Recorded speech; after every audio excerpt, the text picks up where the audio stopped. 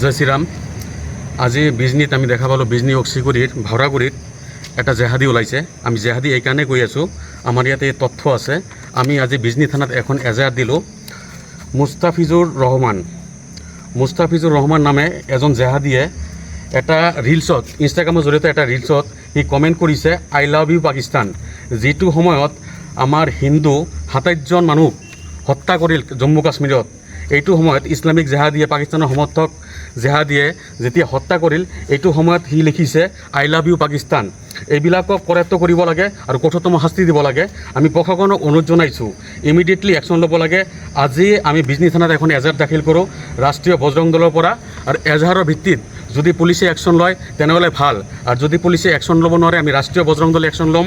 আৰু আমি প্ৰতিটো জেহাদিক, বিজনী চুকে কোণে থকা প্ৰতিটো জেহাদিক আমি গুৰিয়াই হত্যা কৰিম।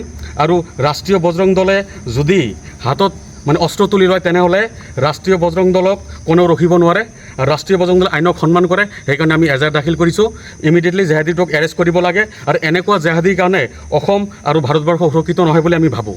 জয় শ্ৰীৰাম।